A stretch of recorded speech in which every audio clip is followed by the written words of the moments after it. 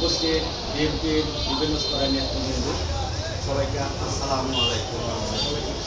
বক্তব্য দেওয়ার প্রথমেই শুরু করছি শহীদ প্রেসিডেন্ট জিয়াউর রহমানকে, যার কালুরঘাটের বিধানগঞ্জের ভাষণ না হলে আজ দেশ স্বাধীন হতো না। আমাদের বিএনপির মধ্যে অনেকেই মনে করেন 5ই আগস্ট স্বৈরাচার বিদায় হওয়ার পর আমরা ভালো অবস্থানে আছি। আসলে আমরা ভালো অবস্থানে নেই। অতীত ৭১-এর পরাজিত শক্তি আমাদের সব সময় আমাদের জনপ্রিয়তাকে হ্রাস করার জন্য বিভিন্ন রকমের বট আইডি খুলে বিভিন্নভাবে অপপ্রচারে লিপ্ত। আমরা যারা অনলাইনে অ্যাক্টিভিস্ট করি তারা আমরা দেখতে পারি, যখন স্বাধীনতা নিয়ে কোনো পোস্ট করা হয়, যখন জিয়াউর রহমানকে নিয়ে পোস্ট করা হয়, তখন অকথ্য ভাষায় গালিগালাজ করা হয় আমাদেরকে। এটা মেনে নেওয়ার জন্য আমরা বিএনপির কর্মী হইনি। আমাদের এখনই সময় প্রতিবাদ করা।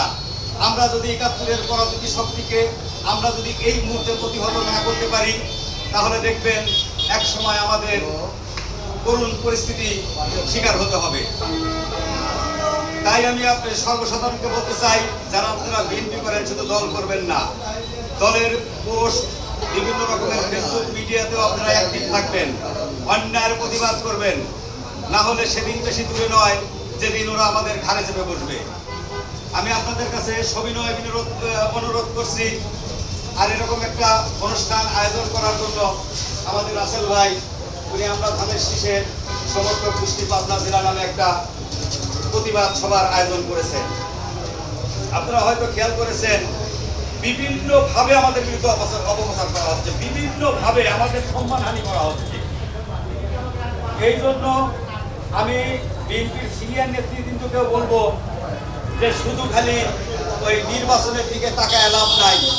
আমাদেরকে স্বাধীনতার পরাজিত শক্তিরা যেভাবে আমাদেরকে ঘুরে ঘুরে খাওয়ার চেষ্টা করছে, এখনই প্রতিবাদ করে তুলতে হবে কেন্দ্রীয় থেকে মাঠ পর্যায় পর্যন্ত, নইলে আমাদের অবস্থা সামনের দিকে খুব একটা ভালো দেখছি না।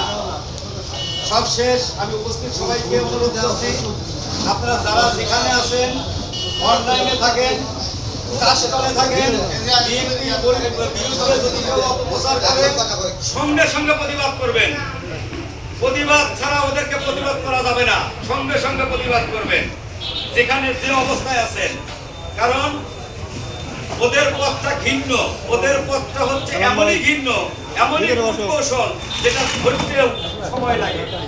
অতএব এখনই আমাদের সচেতন থাকতে হবে এবং খুব তীক্ষ্ণভাবে তাদেরকে মনিটরিংয়ে রাখতে হবে। কারা কারা আমাদের বিরুদ্ধে এই অপপ্রচার চালাচ্ছে তাদেরকে শনাক্ত করতে হবে, তাদেরকে প্রতিহত করতে হবে। এই বলে আমার সংক্ষিপ্ত বক্তব্য শেষ করছি। আল্লাহ হাফেজ। বাংলাদেশ জাতীয়তাবাদী দল জিন্দাবাদ।